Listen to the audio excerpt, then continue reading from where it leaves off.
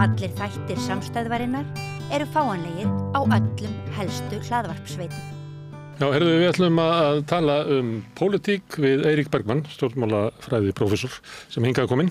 Það er tvennt sem ég fekk þig hingað því að þú ert að fara ekki út bók vopnvæðingu samsæriskenninga. Einmitt, Weaponizing Conspiracy Theory, mun hún heita. Og það er tengist náttúrulega þeim sviftingu sem er í stjórnmálunum í Evrópu. Já. Mikið.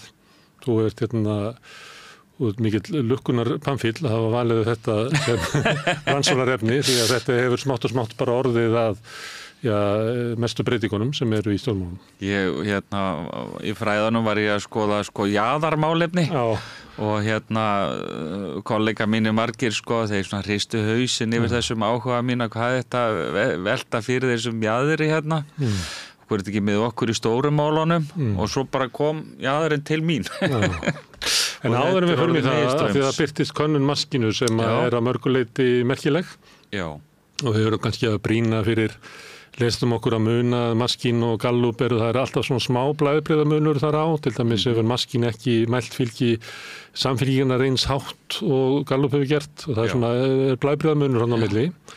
En þarna mælist fylgi Sjálfstæðisflokksins með 14,7%, sem er bara, ég hef aldrei séð áður. Þetta hefur ekki sést áður. Nei. Hvað er? Já. Ég segir eitt að ég er að pröfa hér nýja kenningu. Það er svona gaman í umræðinu að vera með svona kenningar. Hún er svo að í næstu kosningum verði Miðflokkurinn stærri en Sjálfstæðisflokkurinn.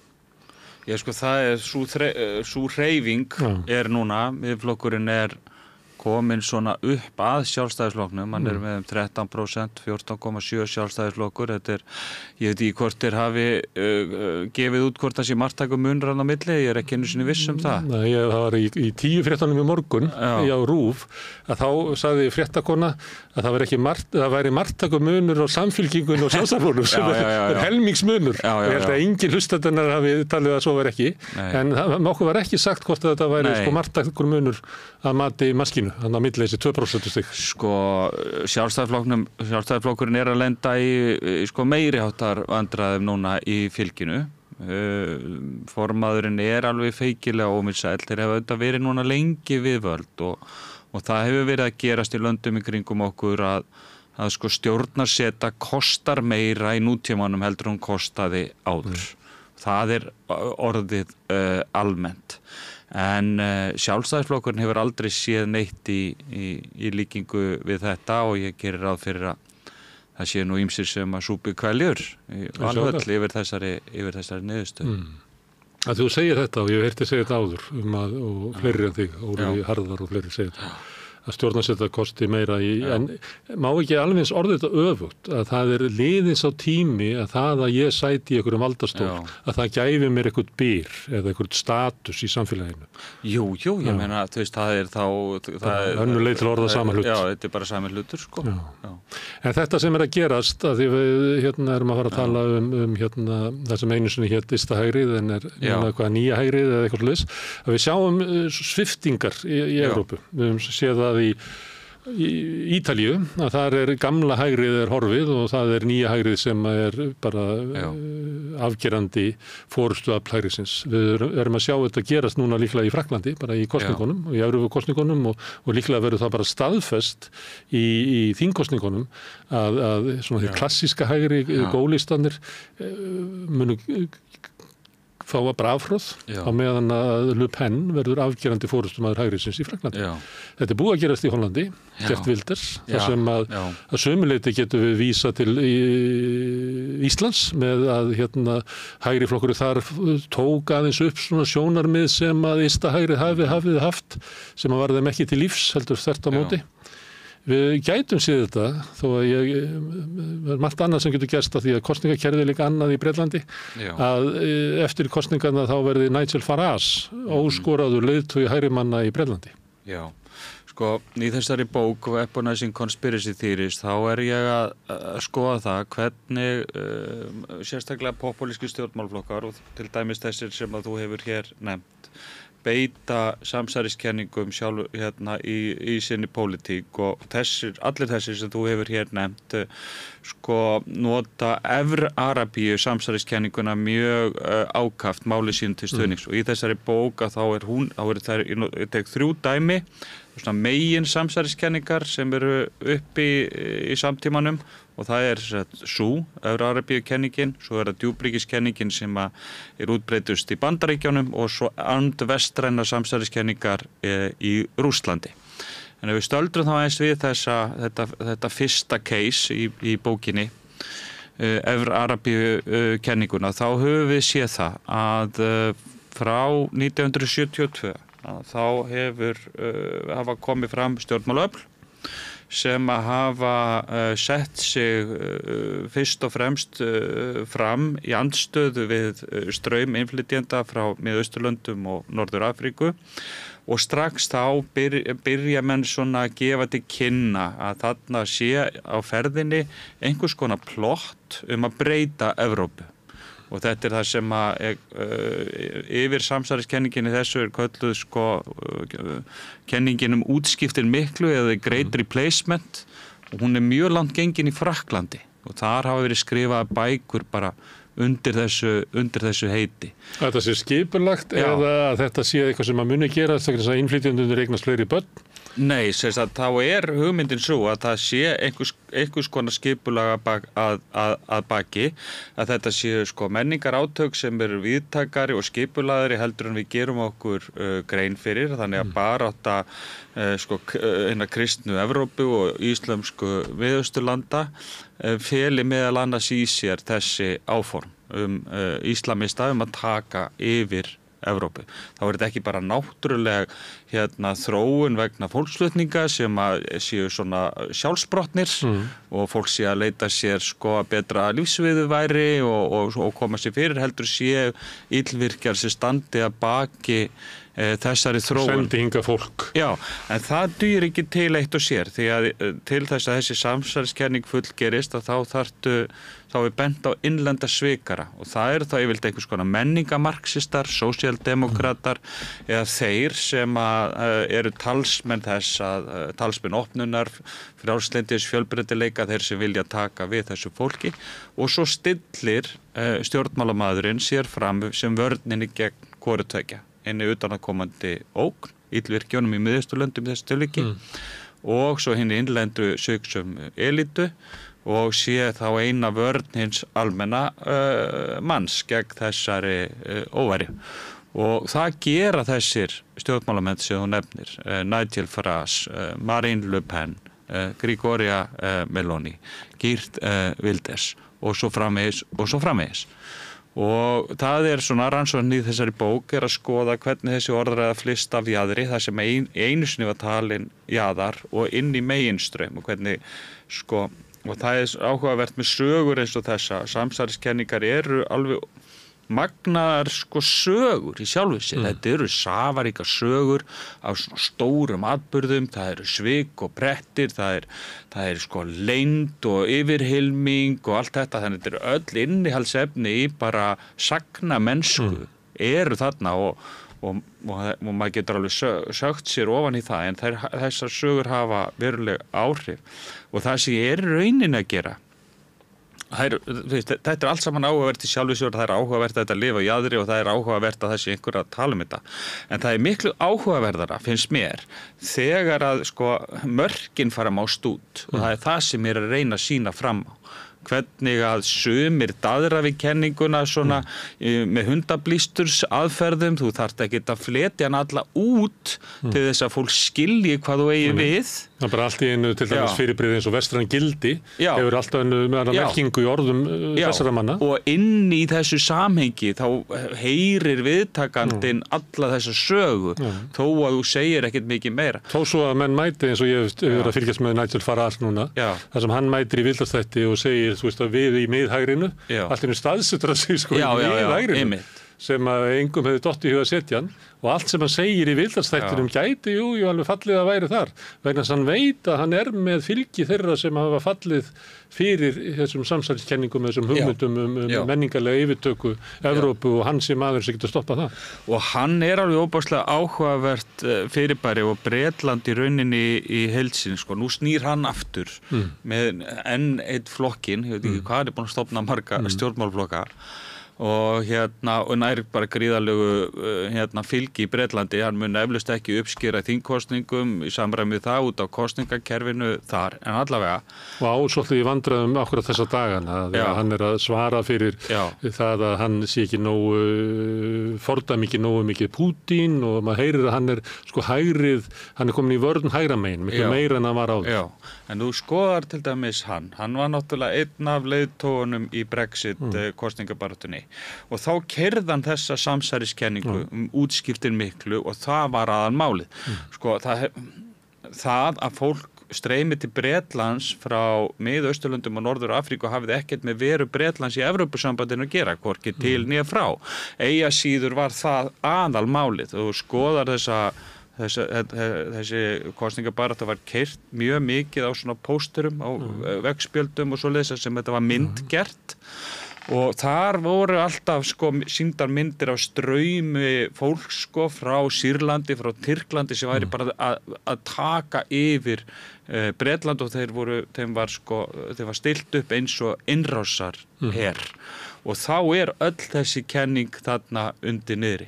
Það sem að mér finnst áhugavert við Nigel Farage og það allt saman ekki bara hvað árangri hann nær sjálfur einn og sér fyrir sína pólitísku smíð heldur hvernig hans framrás hefur áhrif á stjórnmálakerfið allt, hvernig meginstraumskerfið tekur þetta upp. David Cameron formaður Íhaldsflokksins og forsætisráðherra, hann hrökklast frá völdum, hann í algjörri andstöðu við Nigel Farage, svo verða þarna ýmsar vendingar og Boris Johnson endar í stóli forsætisráðherra og formaður Íhaldsflokksins og hann fer að taka upp mjög mikið af málflutningi Nigel Farage. Hann reynir sem þeir voru nú samherjar í Brexit. Já, þeir vildi aldrei hleypa Nigel Farage alveg inn, þannig að hann var alltaf svona skítu í gaurinn. Hann sá að segja það sem að hinn vildi ekki segja, en töldu að vera nauðsynlegt að yrði sagt vegna þess að komast yfir markalínuna. Já, en til þess að reyna að ráða niðurlögum Nigel Farage með Brexit-flokknu til dæmis eða UKIP áður, að þá taka þeir yfir orðræðin og reyna að stela málunum hans og fá fólk þá til þess að fyrst að þið viljið þetta, þá getur kosið okkur því að við munum líka gera þetta. En núna Íhaldsflokkurinn að lenda í vandræðum með að hafa gert þetta og stefnir í algjört afhroð. Og við gætum sagt að vera líkindi með þeim áherslum sem að Bjarni Benediktsson hefur lagt frá því að hann talaði á tröppunum þegar það var að skipta dómsmálaráðherra fyrir rúmu ári síðan, að þá gaf hann svolítið í varðandi innflytjendamálin og hann hefur gert það nokkru sinnum og við gætum haldið í fram að mögulega sé það sama gerast í samvistum Sjálfstæðisflokksins og Miðflokksins, að því harðara sem að Sjálfstæðisflokkurinn ætlar að sanna það að hann sé harður í öllu þau máli sem Miðflokkurinn leggur áherslu á, þá minnkar hann en það Miðflokkurinn sem vex. Já, það ég fellst á að það hægt að finna samsvörun en hún auðvitað ekki, alfarið, málið ekki alfarið þannig vaxið. Þetta menningarlegt mál og flókið. En ég get fallist á samsvörun einhver leyti og hún einkum og sérilagi svo að Sjálfstæðisflokkurinn hafði ekkert sérstaklega verulega miklar áhyggjur af málefnum útlendinga á Íslandi fyrir einhverjum árum. Það tiltölulega nýtt að það sé svona fyrirferða mikill þáttur í málflutningi Sjálfstæðisflokksins. Ég man eftir því að það voru öfl í Sjálfstæðisflokknu sem lifðu kannski meira á jaðri Sjálfstæðisflokksins, jafnvel þó að hefur einstaka þingmenn, þá það ekki meiri hluta svona afstaða í Sjálfstæðisflokknum að útlendingar á Íslandi væru svona gríðamikið vandamál. Þetta var ekki mikil ásókn útlendinga til að koma hingað? Já, hún hefur nú verið töluverð. Hún hefur bara verið ansi mikil yfir langt skeið. Það 70.000 manns í landinu og það ekki... það bara fyrst og fremst á þessari öld, sko. Ég var að vísa til ég að tala þessa öld, sko. Ég að tala bara, þetta fara að verða stór mál svona upp úr aldamótunum að menn fara að tala þessi útlendingamál. Það sko í rauninni frjálslyndi flokkurinn sem setur þetta eiginlega fyrst á dagskrá hérna 2006. Fram að því hafði Jón Magnússon og fleiri. Jón Magnússon og fleiri. Ég eiginlega að vísa í þennan tíma. Og þá meginstraums svona öflin í Sjálfstæðisflokknum að þau vil ekki heyra á þessu umræðu minnst og sko inn í Sjálfstæðisflokknum sko svona forysta Sjálfstæðisflokksins alltaf að setja ofan í við þessna njaðar innan flokksins og skamma þá, slá á puttana á einhverjum svona óknyttastrákum í flokknum. En það sem hefur gerst að umræðar sem áður var á jaðrinum í Sjálfstæðisflokknum hefur núna meira og minna verið tekin yfir á forystu flokksins og Sjálfstæðisflokkurinn hefur auðvitað nálgast málflutning miðflokksins, miðflokkurinn síðan kannski arftaki þessara sjónarmiða, áður voru í Frjálslyndaflokknum og öðrum slíkum og að mörgu leyti einhverju leyti Flokkur fólksins einhverju leyti Flokkur fólksins Sigurjón Þórðarsson sem var í flokknum á sín tíma og tók þátt í þessu, hann þarna varaþingmaður og Inga Sælands lýsti sjálfu sér svona svipari Marine Le Pen þó ég heldur hún hafi nú reynd að það sé ekki alveg rétt hjá henni en það annar mál hvar var ég náttúrulega stað? Jú, ég ætla að reyna að segja það sko að það sem gerist út af því að þú ert að leggja þetta svona upp að Sjálfstæðisflokkurinn sé elta miðflokkin en miðflokkurinn sé bara vaxi og Sjálfstæðisflokkurinn Þetta þróun sem hefur verið bent á að hafi gerst í Hollandi Þetta hefur séð oft áður í Hollandi? Já, að þetta gerist í Hollandi Mark Rutte reyndi þetta sama hann reyndi að taka upp málflutning Geert Wilders og en skorti þann trúverðuleika í þeim málflutningi sem Geert Wilders hefur. Og mætti líka segja að mögulega þessi þróun eiga sér stað í Bretlandi, það að segja þegar að Boris Johnson eða IS-flokkurinn kýs að taka hann til þess að geta náð þessu inn í sin eigin flokk, að þá leiðir það til þess að þessi öfl einhvern veginn verði sterkari. Við getum líka sett þetta með republikanaflokkin og Trump, að þegar hann kemst til valda þá verður hann raunverulega það að taka til valda að þá verður republikanaflokkurinn að flokki Trumps. Já, þar það þannig að þar eftir rauninni ekki með stjórnmálaflokkar. Republikanaflokkurinn og demokrataflokkurinn ekki stjórnmálaflokkar í evrópskri merkingu þess hugtaks. Þetta nánast eins og tvær stofnanir. Þetta eru svona samtök frambjóðanda hægra megin og vinstra megin. Og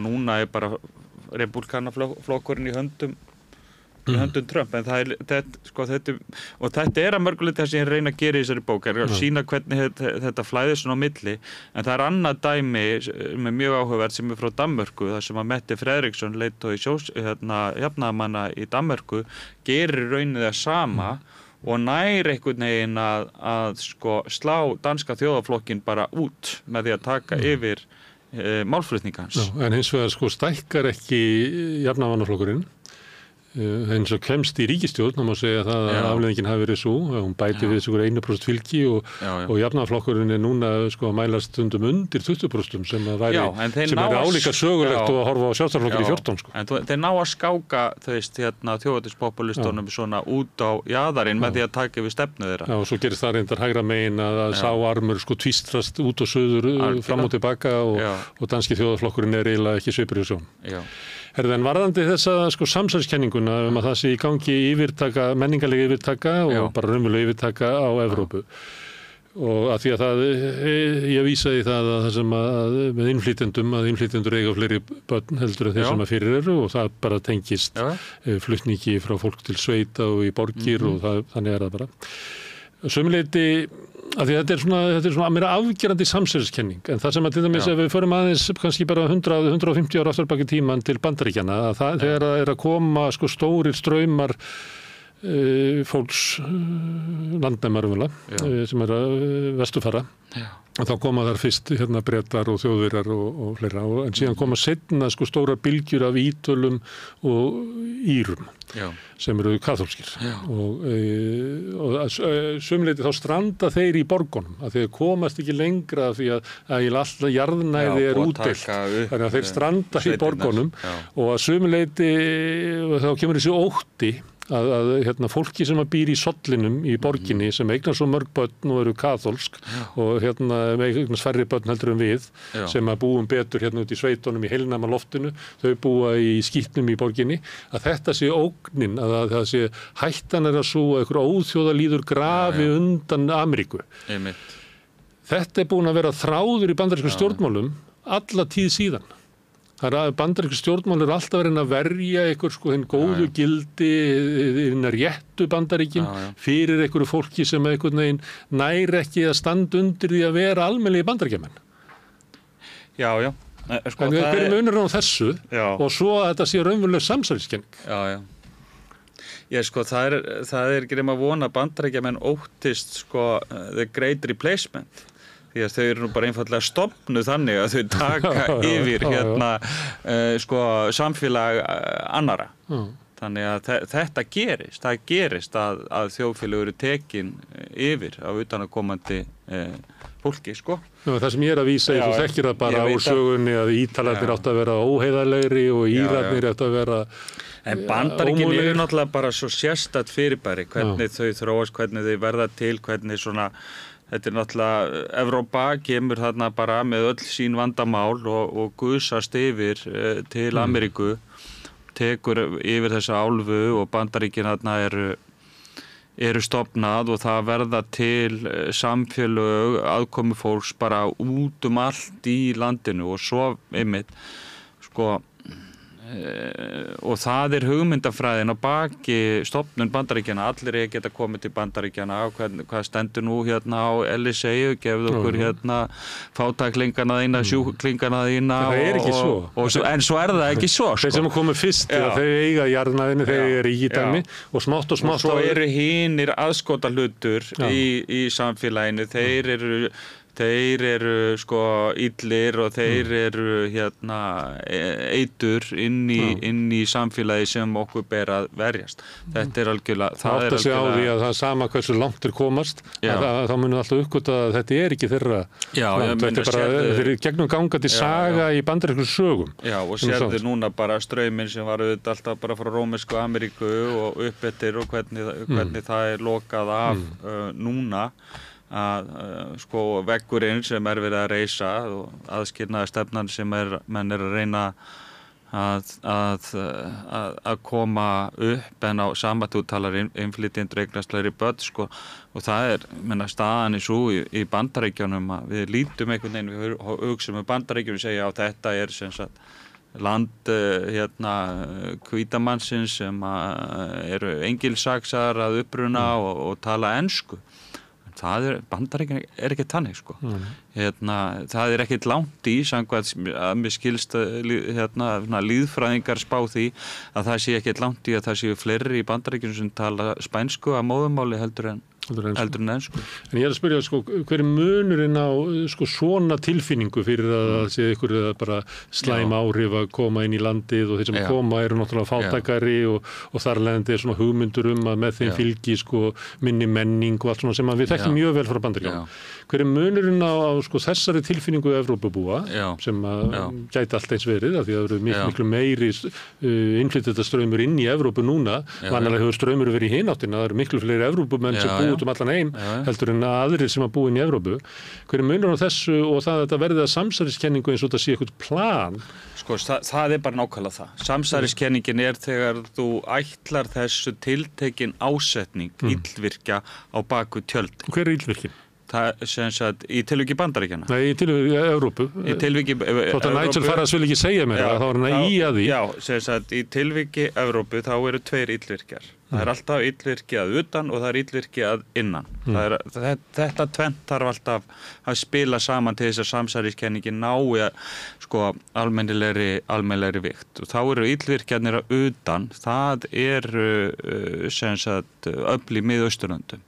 Það geta verið heittrúar hópar í Miðausturlöndum, í Sýrlandi, í Sádi-Arabíu eða svo framvegis sem að hata Vesturlönd og þú heyrir þetta, þeir hata Vesturlönd, það mjög mikið talað þetta og þeir sem sagt líti á sig sem að þeir séu stríði við Vesturlönd og þetta sé liður í styrjöldinni að senda fólk til þess að grafa undan samfélagsgerðinni og koma á íslensku ástandi þannig að þeir taki okkur, þeir hernemi okkur innanfrá en ekki bara með utanaðkomandi her sem að ráði inn. Þannig þú þarft þessa illvirkja að utan sem skipuleggja fólksflutningana. Og fólki sem kemur hingað í leita betra lífi. Þeir eru þegar ég sitt í strætó og ég sé múslimska konu koma með börnin sinni í strætó, þá þetta manneskja sem var send hingað inn í mitt samfélag til að grafa undan því. Já. Og hún raunverulega vopn. Já, hún raunverulega vopn. Hvort sem hún veit af því eða ekki. Ég hugsaði þegar ég sá hana. Já, ég meina að segja... Ég reikna ekki með hún sé það. Ég hugsaði, samkvæmt sögunni, að þá getur hún verið vopn, hvort sem hún veit af því eða ekki. Nýtsamur sakleysíki. Já, getur líka verið það. Ok, þetta fyrsta þrepið. Ég hef smíðað sér að 3 stiga orðræðu módel til þess að greina þetta. Númer 2, þá benduru á innlenda svikara. Og klassíst að það séu nefndaður sko menningamarxistar eitthvað slíkt, það geta verið oft sósíaldemókratar, það mjög gjarnan bent á sósíaldemókrata og og þeir eru þá hinn innlendi illvirki. Þá væri það á Íslandi væri það Solaris samtökin eða eitthvað þess áttar sko, sem að væru þarna hinnir innlendu sveikarar í samsæriskenningunni. Gamla samfylkingin, já, Píratar. Já, og svo kannski fólk í háskólanum sem að segja frá því að það sé ekki tengsl á milli glæpa og innflytjenda, að þetta náttúrulega bara einhverjir samverkamenn íslama byltingarinnar sem eru að halda því fram við okkur að það sé ekki samíkjörn á milli þótt að við sem vitum það miklu betur. En Smári, það sem er mikilvægt að nefna nákvæmlega hér á þessum punkti í samtalinu að sko þetta öfgafyllsta útgáfa sögunars. Og langflestir tala ekki hana nákvæmlega, fara ekki alla leið, heldur þetta svo langur gráskali, þar sem að sagan svona dofnar, en hún hefur samt þennan sama hljóm, skilur, þetta færi svona, og það þannig sem að samsæriskenningarnar virka. Og þú getur sem sagt bara svona, þú þarft ekki aðhyllast hana alla leið, til þess að hún hafi ekki áhrif á þig. Og það er þannig sem að... En við verðum að skilja hana hvernig hún í sinni hreinustu eða öfgafyllstu mynd. En þetta er til dæmis... Við verðum að skilja hvernig við verðum að vísa í hana. Þegar þú lest sko Manifest og Anders Behring Breivik, þá það nákvæmlega bara þessi kenning alveg ómenguð.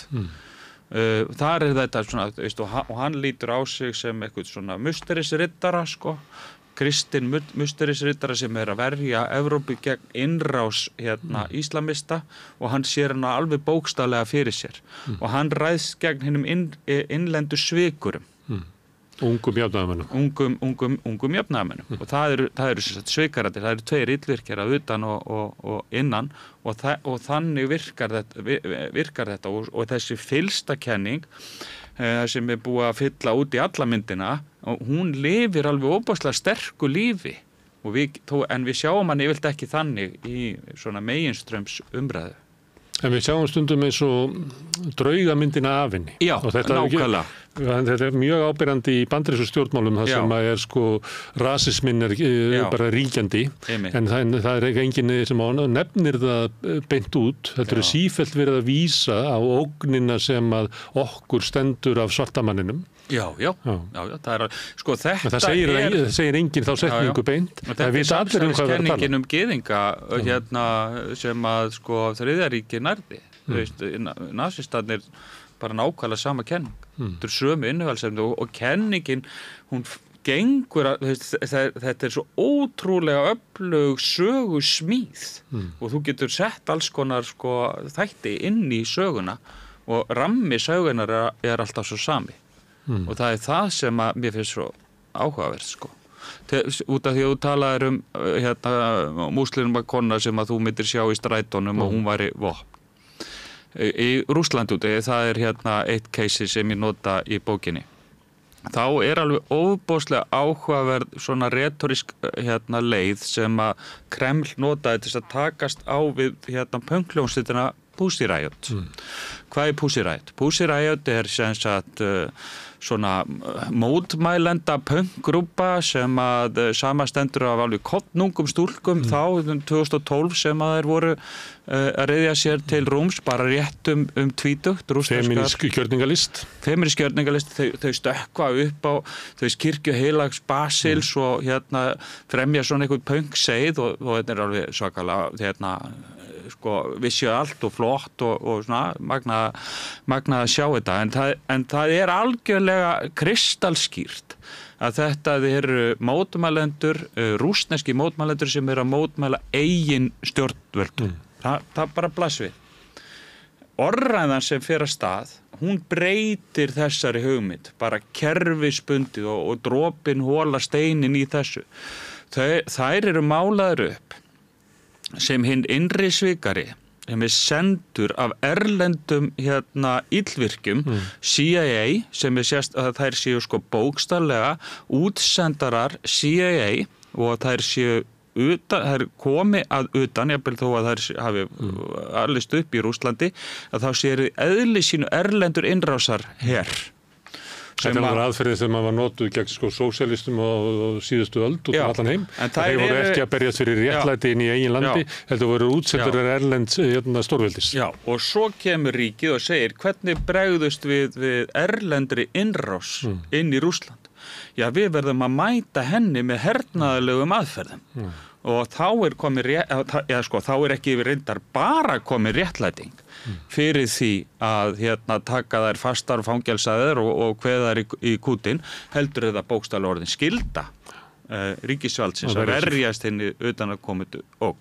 Og það svona sem að samsæriskenningar virka þegar þeim beitt sem vopni í stjórnmálum.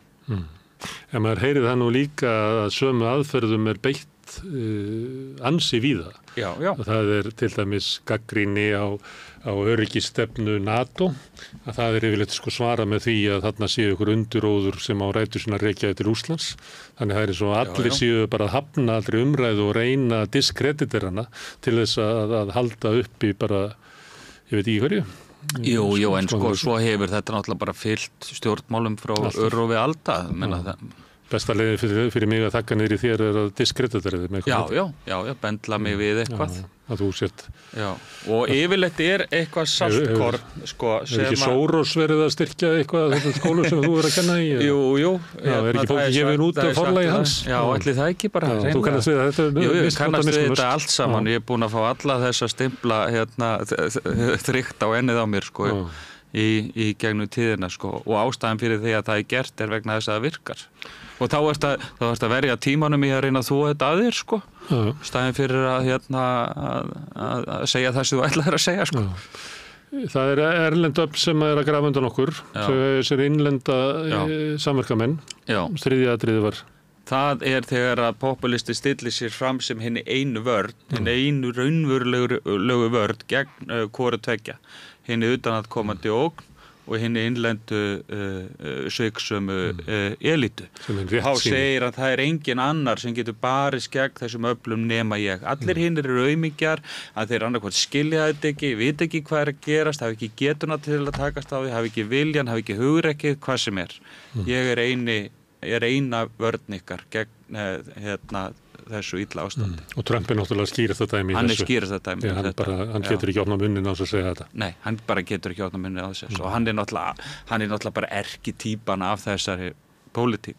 En það sem ég að reyna að gera líka, leið og maður bendir á þetta í svona sinni fyllstu útgáfu, að sýna hvernig endurómurinn af þessu hefur áhrif á meginstraum, fer út allt og bara allstaðar.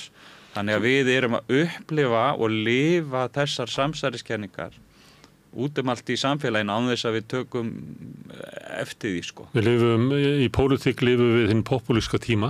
Já, og og við getum séð sko eldri flokkana, hvernig þeir taka svip af, bæði taka upp stefnumálin, taka líka svip af orðræðinu sem að var, þannig að það svona smitast yfir og verður svona ríkjandi tími, alveg eins og nýfrjálshyggjan var ríkjandi stjórnmála hugmyndafræði, þess sem allir aðlögu sig að. Skýrt dæmi kannski Tony Blair, hvernig hann tekur svona vinstrimennskun og aðlagar það bara að ríkjandi hugmyndastefnu. Að þá er þú að segja að það gæti verið, eða ég veit hvað þú vilja fullir að við síðan þar, við erum komin inn í tímabil hugmyndafræði populismans. Já. Þú nefndir þetta, ég held að sé bara í fyrstu málskránum, þá talið það the era of the conspiratorial populist, sko, has arrived. Og það tími hinn samsæris óra populistar, ég náði nú ekki að því þetta, sem að eru komin á þá tíð. Það munur á því að þetta sé tímabil þeirra eða hvort að þeir séu með ríkjandi áhrif. Nei, þetta náttúrulega ekki alveg þannig. Ég bara að benda á að það sem áður lifði á jaðri vætlar núna inn í meginstraum. Það ekki þar með þetta meginstraumurinn að það sé ástand meginstraumsins, en þetta ástandi komið inn í meginstraumin og lifir hér til jafns við annað, sko. En hreyfingin svo hröð. Hún rosalega hröð. Ef ég spurti fyrir 2 árum, geti það verið að flokkur Farage myndi mælast með sama fylgi við breski IS-flokkurinn í konunum? Já, ég hefði sagt já fyrir 2 árum. Ok, fyrir 4 árum ég hefði sagt að hvað kallar það, Geert Wilders. Hann hefði mælst með 36% í konunum. Nei, en svo ríkur þetta upp og niður þetta líka. Við verðum að skoða andbylgjuna líka, til dæmis sko. Að það væri líkur á því að þjóðfylkingin ætti næsta forsætisráðherra í Frakklandi? Svo ég reyna að jafna þetta aðeins út að þá sjáum við sko til dæmis að í Pólandi þar pendulhreyfingin aðeins í aðra átt, sko. Og þar svona hófsami hægri flokkur Donald Tusk vinnur kosningarnar gegn þjóðernispopúlísku lögum og réttlæti sem hafðu ráðið lögum og lofum mjög lengi. Við sjáum að Viktor Orbán kannski í fyrsta sinn, bara frá 2010, að lenda í vandræðum í Ungverjalandi, þannig að þetta eru bylgjuhreyfingar og eðli bylgna að það rísa og það hjaðna líka, sko. En það breyting á þessu ástandi sem ég held að langflestir sem að hafa fylgst með stjórnmálum á Íslandi og Vesturlöndum seinustu áratugina, að það sem ég að segja, sko, þetta ástand sem að við höfum upplifað, einhver svona efsti stríðsár og árin þar til nýju öld gengur í garð, að það að verða afgerandi þjóðfélagsbreyting í öllum stjórnmálum og þessi viðmiðunartími sem við höfum alltaf haft hvað eru eðlileg stjórnmál og venjuleg stjórnmál, hvað svona það sem við þekkjum sem fasta í stjórnmálunum, sá tími hann að hverfa og kemur líklega aldrei aftur, sko. Og við þurfum að fóta okkur í nýju umhverfi. Þetta bara upplýsingaumhverfi sem að ég veit að þú þekkir náttúrulega mæta vel, ritstjóri allra þessara blaða og allt það, sko. Að þessi tími hann farinn og upplýsingar dreifast bara með allt öðrum hætti og það hefur áhrif á stjórnmálin eins og allt annað í þjóðfélaginu. Og það hinn sameiginlegi reynsluheimur horfinn, hann ekki til staðar. Og við erum ekki ennþá fundið leiðina hvernig við tölum saman í breyttum veruleika. Nei, það nefnilega máli. Og það sem ég að reyna að gera í þessari bók líka að reyna að benda á hvernig óprútnir aðilar stjórnmálum geta nýtt sér þetta ástand til þess að ala á ótta, hræra í gruggum poti, sko, og bara sprengja upp svona hræðsluna innra með okkur og þvinga okkur einhvern veginn til fylgislags við eitthvað sem að kannski fólk myndi ekkert endilega vilja fylgja. Og það ástandið, þetta auðvelt og það var nú einhver að gera grína mér í morgun að ég væri ekki sko að senda frá mér svona gagnrýna akademíska rannsókn á einhverju þjóðfélagslegu fyrirbæri, heldur var ég búin að smíða handbók fyrir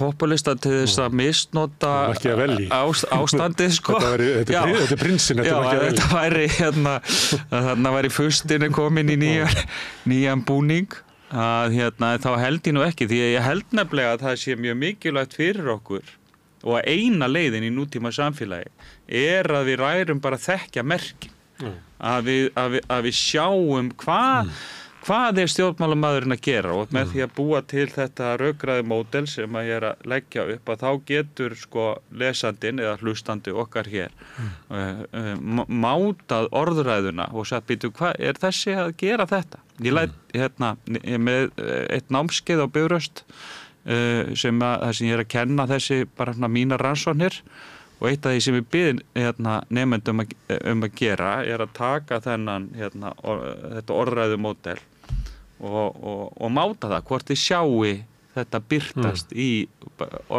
umræðinni í íslenskri pólitík. Já, og þau eru glögg sko, þau sjá þetta alveg sko, en þau benda flest á að þau hefði ekki tekið eftir því ef það hefði ekki hlotið þjálfunina til þess. Eitt af því er svona degla og allt breytist, það er það sem er skemmtilegt við þetta. Þetta er lífrænt. Já, ég er ekki að boða einhvern heimsósóma. Og það að því ég nefndi áðan að Nigel Farage, meðan það svo kostur þetta að heyra hann fyrst segið þetta að hann væri miðhægrið, og þú heyrir þetta líka hjá sko Le Pen sem er á hraðleið inn á miðjuna að sanna sig að við erum bara miðjuflokkur. Við erum bara venjulegi stjórnmálamenn. Og þannig að þegar pendullinn hreyfist og þú ert kannski með íktustu samsæriskenningarnar og allir í nýnasta búning og svo hreyfist bæði með því að vaksa og vera með fleiri í salnum sem eru til að hlusta, þá mildast erindið til þess að hafa verið. Þessi breyting á þessu flokkum þegar þeir sækjast inn á miðjuna, hvaða fyrirbrigði er þetta þegar þetta komið inn á miðjuna og kannski, eins og tala til þessum Meloni í dag, menn að horfa á það, hvað er þetta raunverulega? Það er rosalega áhugavert, sko, Gregoria Meloni. Hún er bara alin upp undir handajaðri sko populista á Ítalíu. Bara flokk sem er bara í beinan karllegg frá Mussolini. Já, og bara bæði undir handajaðri sko Silvio Berlusconi sem ég kalla svona hálfpopulista, hann er svona gatt slegið í úr, hann var svona og svo líka bara hreinlega fasískra hreyfingar sko, MSI var bara bara fasta hreyfing til þess að gera þar sem hún var, og hún kemur til valdana í Róm bara á vængjum þessarar orðræðu sem við erum búin að vera að tala um hérna. Svo verður hún forsætisráðherra á Ítalíu, en þá hagar hún sér ekki í samræmi við það.